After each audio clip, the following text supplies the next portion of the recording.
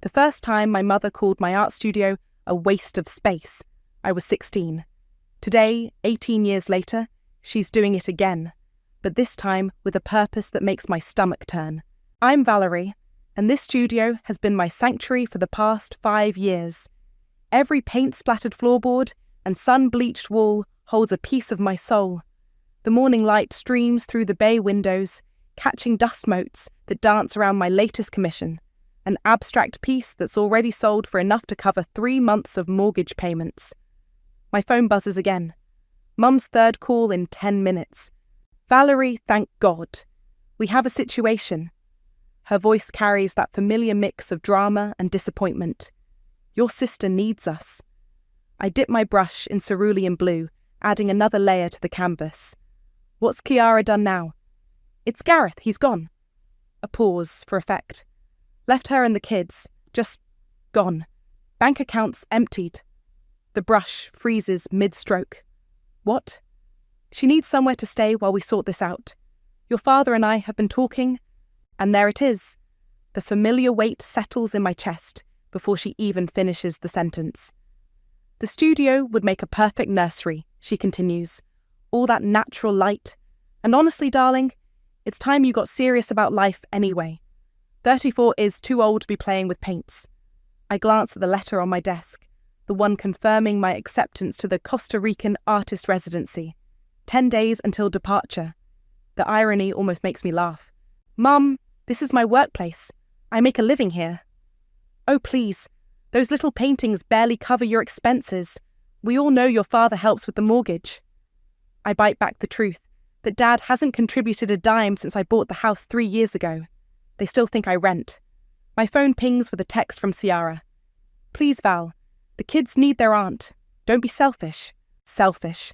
Their favourite word for me since childhood. Selfish for choosing art school over business. Selfish for not lending Kiara my car when she crashed hers. Selfish for missing Sunday dinners to meet gallery deadlines. Your sister will be there in an hour, Mum announces. We'll help move your things to the garage. You can store all your... She pauses, searching for the right word. Supplies there. I walk to the kitchen and fill the kettle. My movements deliberate and calm. Another text buzzes through. This one from the women's creative collective I've been talking to about leasing the house. They're still interested. Perfect timing. Mum, I'll put the tea on. See you soon.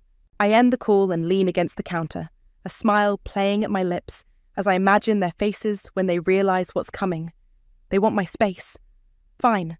But they'll learn what happens when you push an artist too far. The kettle whistles.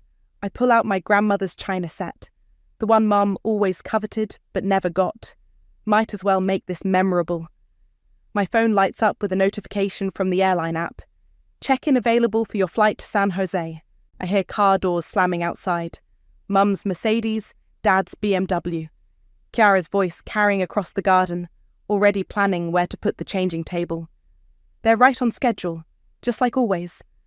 I smooth my paint-stained apron and check my reflection in the window. The woman staring back isn't the pushover they expect. She's someone else entirely, someone who's been planning this moment for longer than they know. The doorbell rings.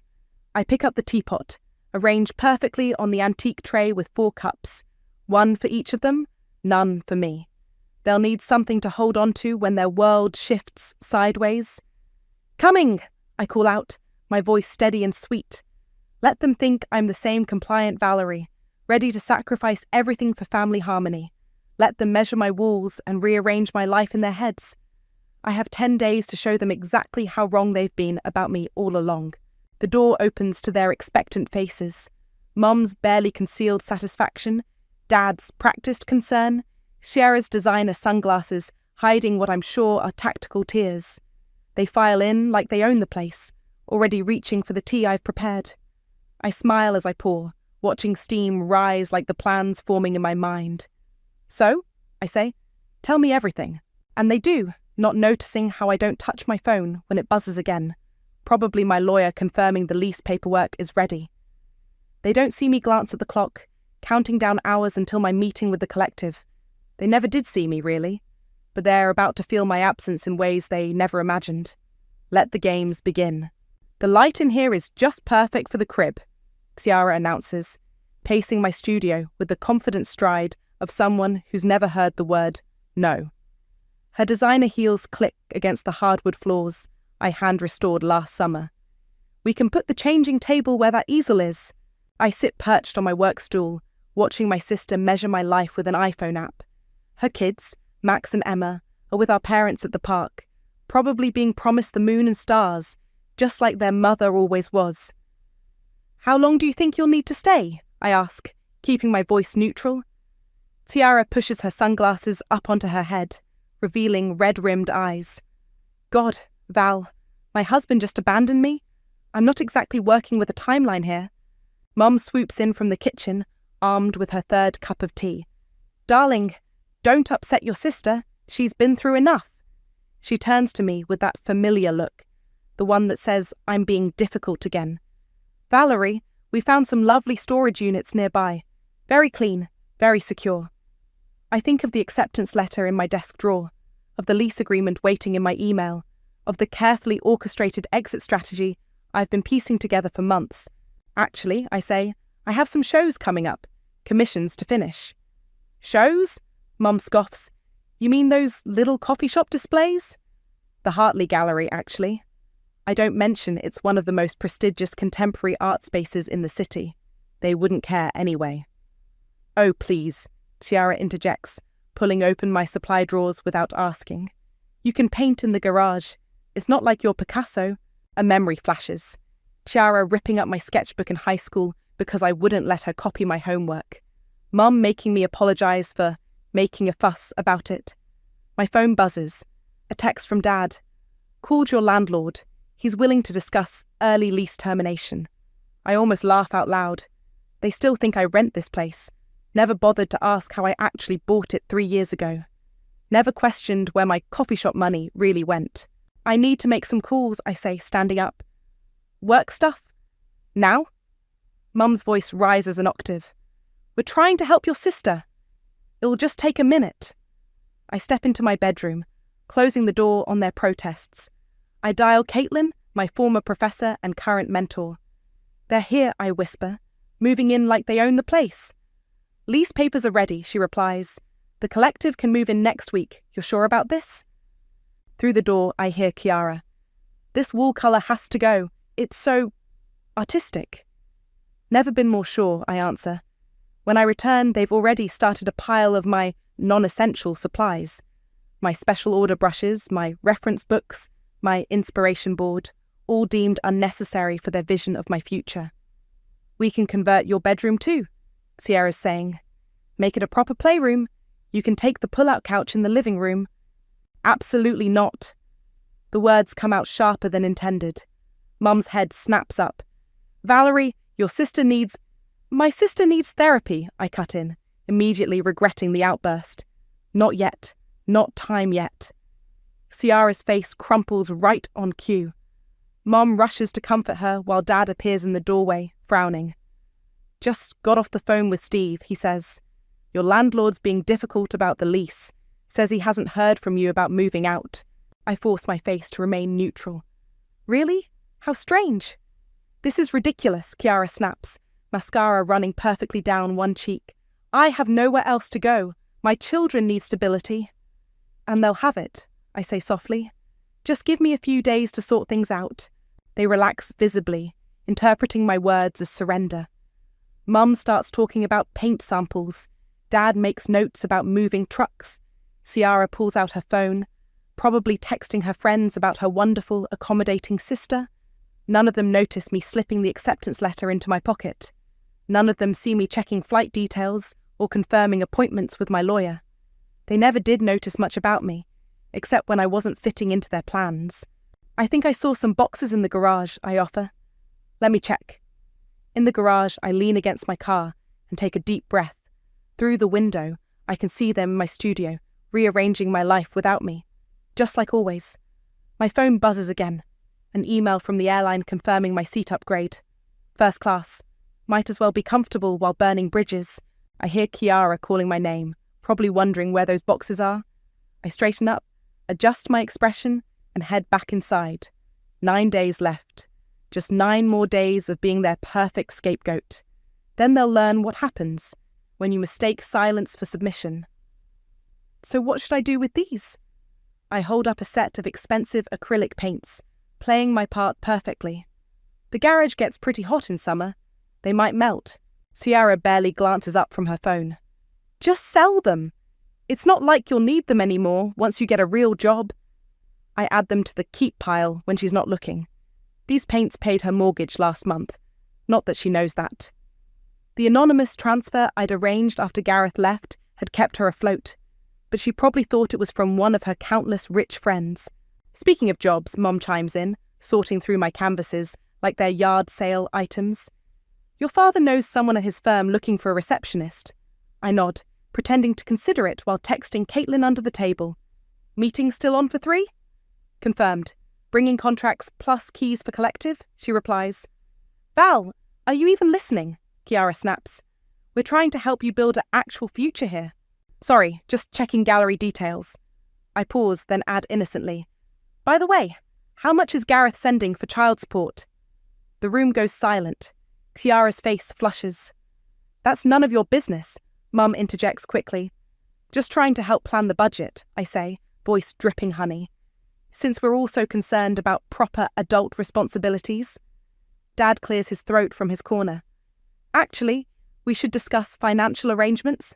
Your mother and I can help with... No need, I cut in. I've got it covered. They exchange looks, the kind they've been sharing since I was 12, and announced I wanted to be an artist. The poor, deluded Valerie looks. My phone buzzes again. A text from an unknown number. We need to talk. About Ciara. Tate. My heart skips. Tate, my ex. Gareth's former best friend. Haven't heard from him in years. I need to run some errands, I announce, grabbing my keys. Art supplies to sell, you know. Perfect timing, Mum says. We need paint samples from the hardware store. I'm thinking pale yellow for the nursery walls. I'm already halfway to the door. Make a list. I'll check prices. The drive to Caitlin's gallery takes 15 minutes. I spend every one of them imagining my family's faces when they realise what's coming. Caitlin greets me with a knowing smile and a stack of papers. The collective is thrilled, she says, spreading out the lease agreement. 12 months starting next week. They'll take good care of the place. And my art? Safe storage in our climate-controlled warehouse until you're back from Costa Rica. She pauses. Are you sure about this, Val? It's a nuclear option. I think about this morning. Ciara measuring my studio windows for curtains, Mum planning to paint over my murals, Dad making calls about proper jobs. They've never seen me, I say, signing the papers. Time to show them what that costs. Caitlin hands me a coffee. Your latest piece sold, by the way. The blue abstract. Buyer paid double asking price. I smile, thinking of Mum's dismissive little paintings comment. The price would cover Ciara's rent for 6 months. Not that I'll be helping with that anymore. My phone lights up. Tate again. It's about what really happened with Gareth and us. Ciara knew things she never told you. Of course she did. My perfect sister, always managing everyone's stories but her own. I should get back, I tell Caitlin. They'll wonder where I am. Here? She hands me a set of keys. For the collective, don't forget to introduce yourself to your new tenants. I drive home slowly, stopping for paint samples I'll never use. Through the studio windows, I can see Ciara and Mom rearranging my furniture, planning their takeover of my space. Inside, they've made more piles. Donate. Trash. Maybe keep. Years of my work, sorted by people who never understood it. Oh good, you're back, Mum says. We need to discuss the timeline for moving your things out. Ciara's lease ends next week and... Actually, I interrupt. I made a list of things I need to sort through first. Give me a few days? Ciara rolls her eyes. Seriously? The kids need... Just a few days, I repeat softly, to do it properly. They relent, probably thinking I'm finally accepting their plan. Mum looks relieved. Dad pats my shoulder awkwardly. After they leave, I stand in my studio. My real studio, not their imagined nursery. Evening light paints the walls gold, catching the edges of half-packed boxes and bubble-wrapped paintings. My phone buzzes one last time. Tate, coffee tomorrow? You deserve to know the truth. I text back a time and place, then start wrapping my grandmother's china. They'll miss these cups when I'm gone. 7 days left.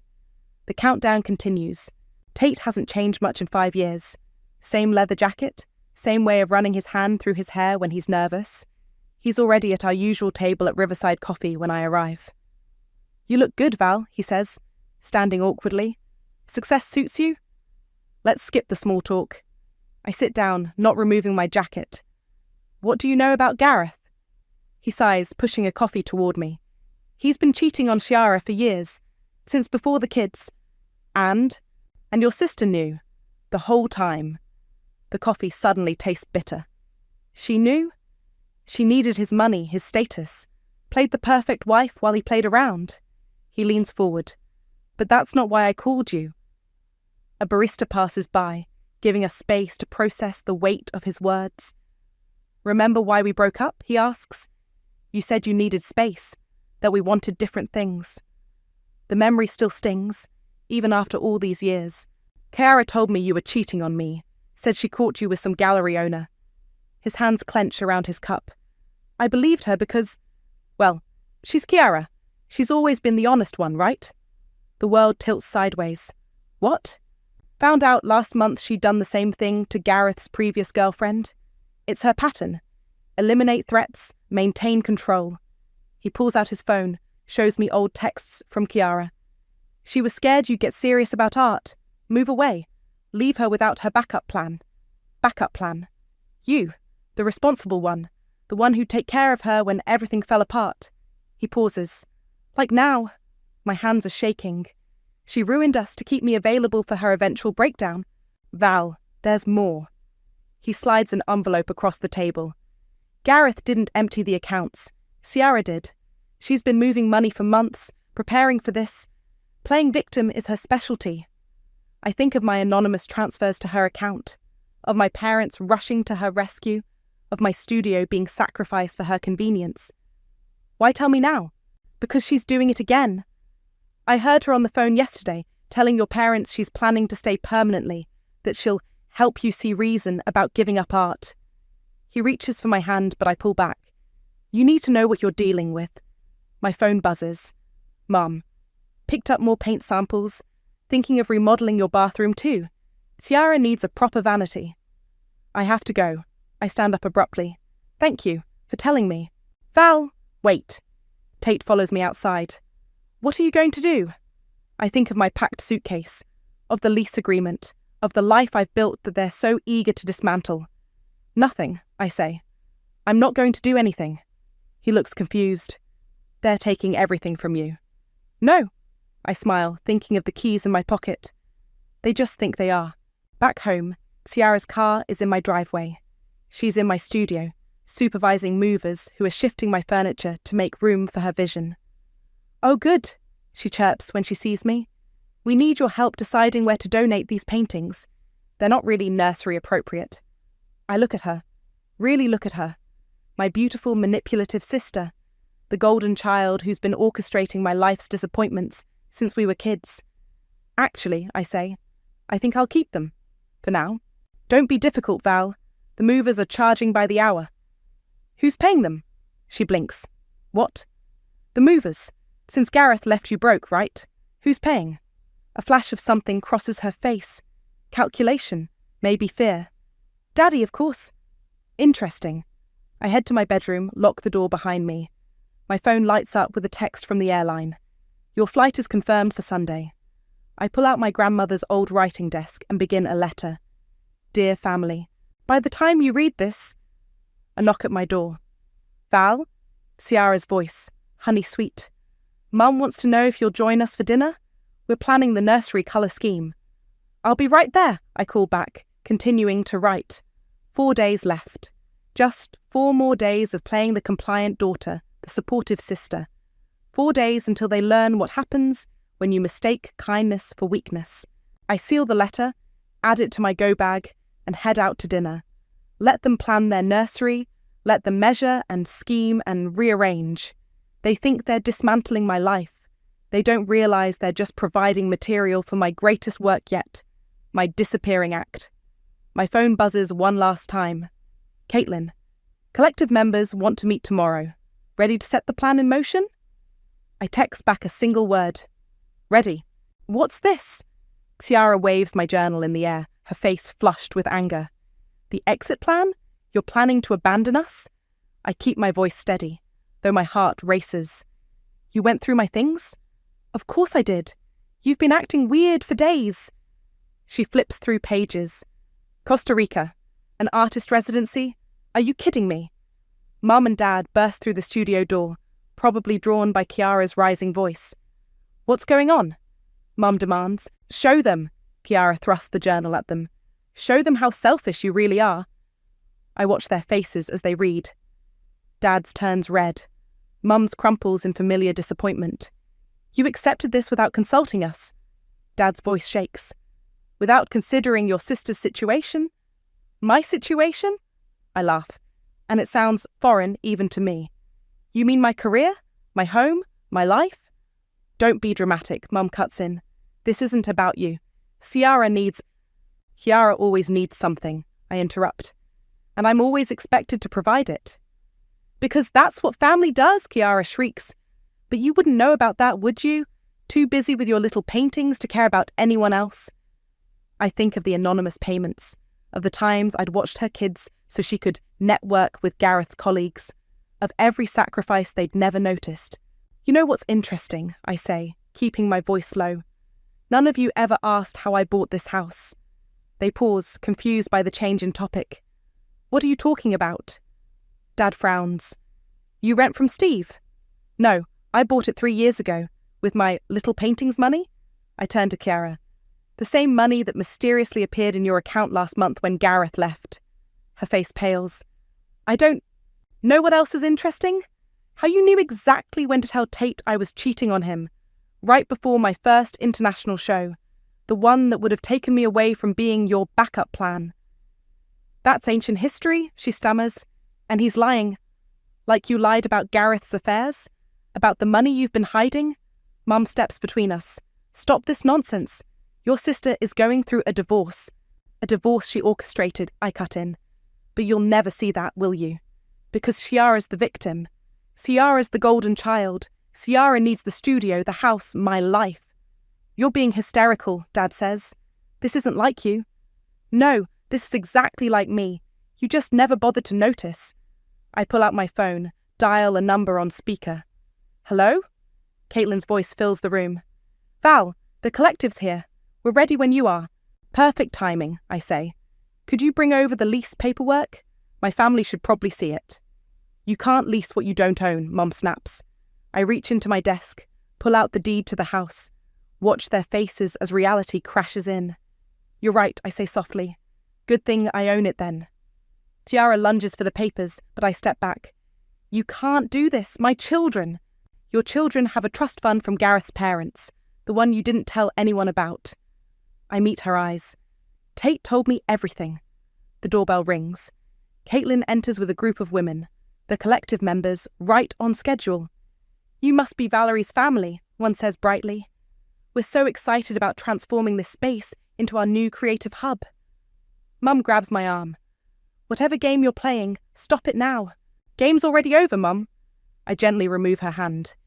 You have until Sunday to find alternative arrangements. You'd throw your own sister out? Dad's voice rises. Your own flesh and blood? No, I say, watching Caitlin lay out the contracts. I'm just doing what you taught me, looking out for family, my chosen family, the ones who actually see me. Tiara starts crying, right on cue. But for the first time, I don't feel the pull to fix it. I'll be gone by morning, I tell them. The collective moves in next week. You can reach my lawyer if you have questions. Gone where? Mum demands. I think of my packed bags, of my ticket to Costa Rica, of the freedom waiting on the other side of Sunday. Does it matter? I ask. You never saw me when I was here anyway. They're still shouting as I walk out, their voices fading behind me like old paint being covered by new colours. 2 days left. But really, I'm already gone. My phone buzzes with a final text from Tate. Proud of you. For the first time in years, I am too. The moving truck arrives at exactly 9 a.m. on Sunday. I watch from the airport terminal as my phone explodes with notifications. Texts from Mum, missed calls from Dad, voice messages from Ciara, each one more desperate than the last. A video call comes through from Caitlin. I answer to see chaos unfolding in my driveway. "You're missing quite a show," she says, turning the camera. Ciara stands in her designer dress, blocking the movers with her body. "This is my sister's house. You can't just—" Actually, one of the collective members holds up the lease. "It's our house for the next 12 months. Legally binding contract." Mum's Mercedes screeches into the driveway. She jumps out, still in her church clothes. "Where is she? Where's Valerie?" "Probably on her way to her flight," Caitlin answers calmly. "As she informed you all last week." "Flight?" Dad appears, face red. "What flight?" The collective begins moving in their equipment. Easels, supplies, furniture. Professional, efficient, unstoppable. Like a wave washing away footprints in the sand. "This is ridiculous," Ciara screams. "I have children. We have nowhere to go." "That's not true," another collective member says. "According to these bank statements," she waves a folder, "you have quite a healthy savings account, plus that lovely condo in your name." Ciara's face goes white. The secret account. The one she thought no one knew about. "How did you—" she starts. "Your sister's lawyer is very thorough," Caitlin explains. "Had to be for insurance purposes." My boarding call echoes through the terminal. First class to San Jose, now boarding. "Wait," Mum grabs the phone from Caitlin. "Valerie, baby, please, we can talk about this." "Check the studio door," I say quietly. "I left you something." The camera shakes as they rush to the studio. There, taped to the door, is a sealed envelope. "Should I stay on the line?" Caitlin asks. "No need. I've seen enough." I end the call, but not before I hear the envelope being torn open. Inside, they'll find 3 things. First, a copy of the lease agreement, legally binding and ironclad. Second, a photo of me at the airport, smiling and free. Third, a letter that begins, "Dear family, you wanted my space. Congratulations. Now you have nothing." My phone buzzes continuously as I board the plane. I scroll through the messages before switching to airplane mode. "Mum, please come home. We can fix this." "Dad, this is completely unacceptable behaviour." Ciara, "You vindictive bitch. You've ruined everything." The last one makes me smile. Coming from her, it's almost a compliment. A final text from Caitlin. "They're still here. Your mum's crying. Ciara's threatening lawyers. The collective is calmly unpacking while your dad makes angry phone calls. It's better than theatre." I settle into my first-class seat, order a champagne, and pull out my sketchbook. The flight attendant peers at my drawing, a family of shadows being washed away by waves of colour. "That's beautiful," she says. "What's it called?" "Notice served," I reply, adding another stroke of blue. My phone lights up one last time before I turn it off completely. It's an email from my lawyer. "Lease filed and recorded. Restraining order ready if needed.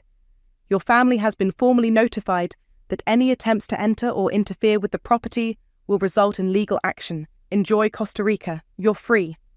Free. The word echoes as we take off, the ground falling away below us. In my mind, I can see them standing in my driveway. Mum clutching her pearls, Dad on the phone with his useless lawyer friends, Shara realising her backup plan has backfired spectacularly.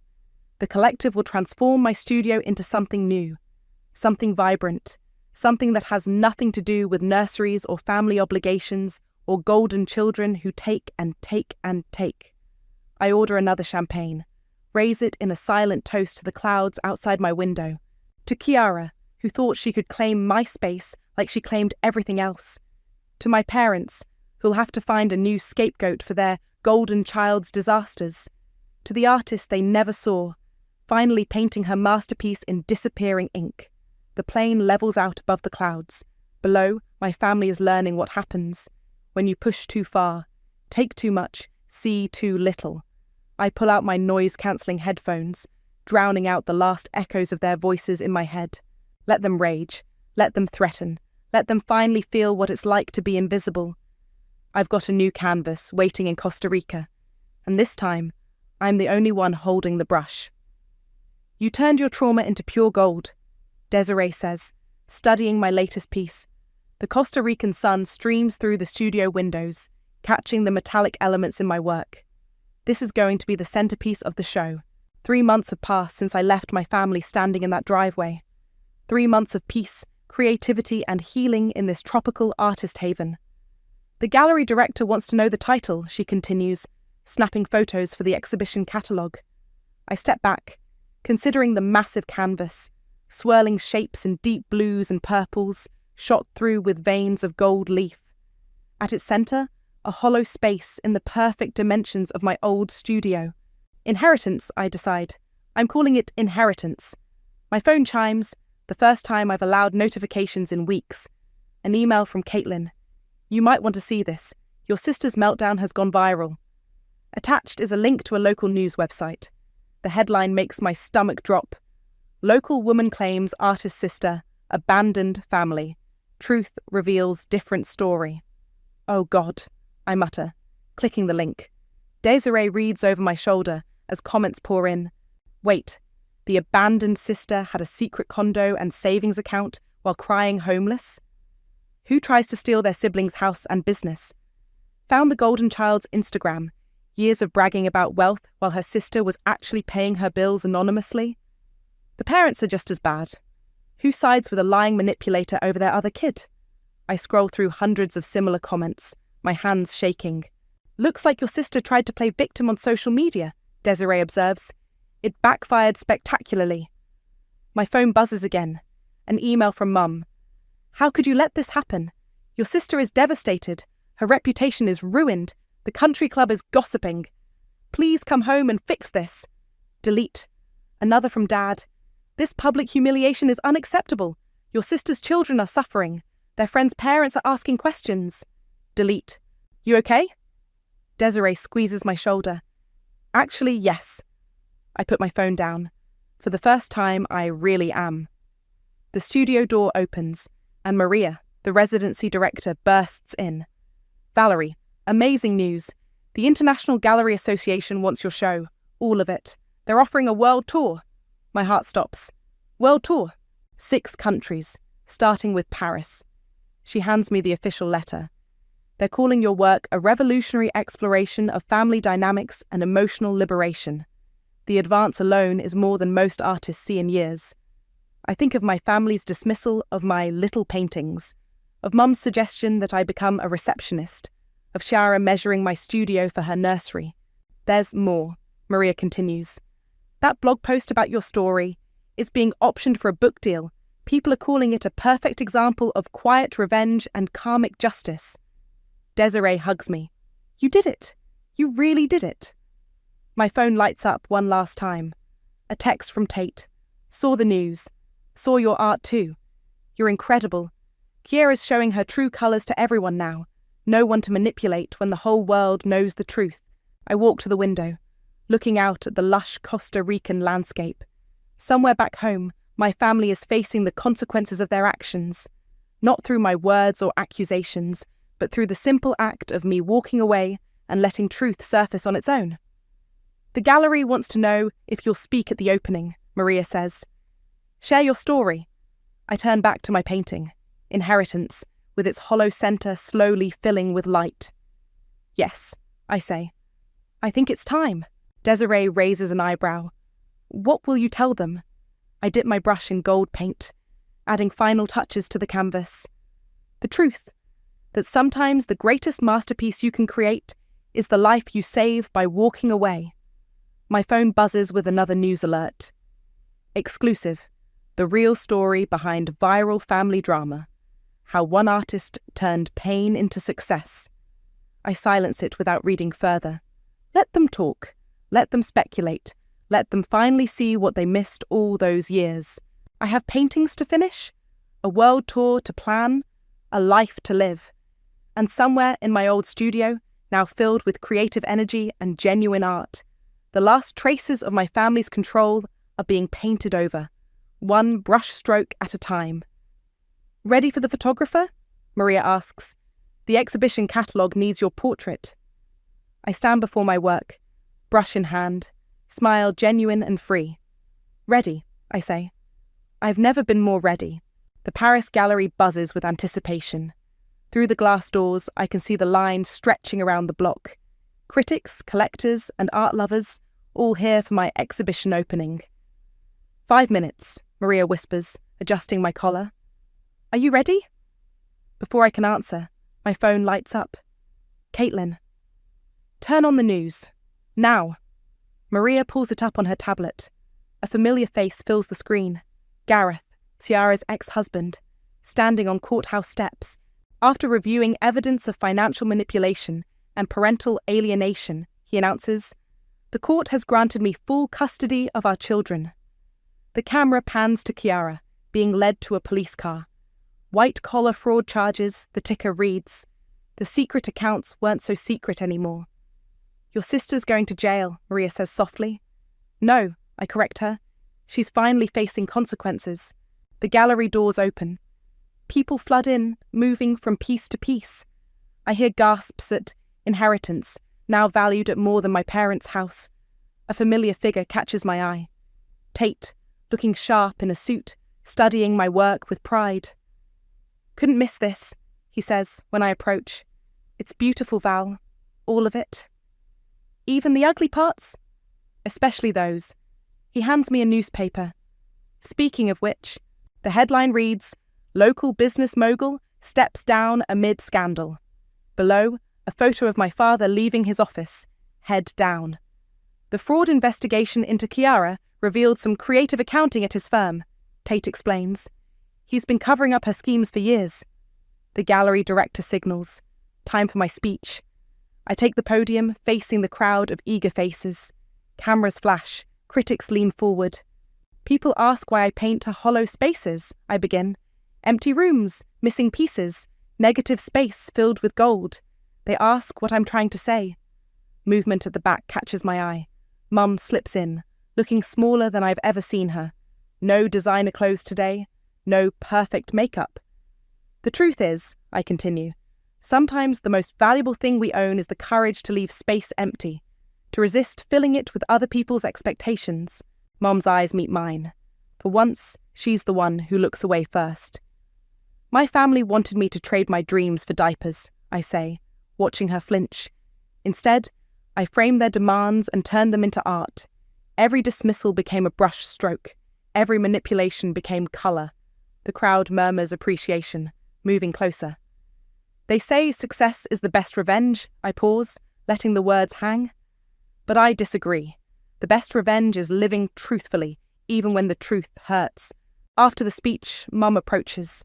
She's holding a familiar envelope, my last letter, worn from repeated reading. "Your father's firm is finished," she says quietly. "The country club rescinded our membership. Ciara's children," she trails off, "are better off with Gareth," I finish, "away from the manipulation." "We lost everything." "No," I correct her. "You lost what was never really yours.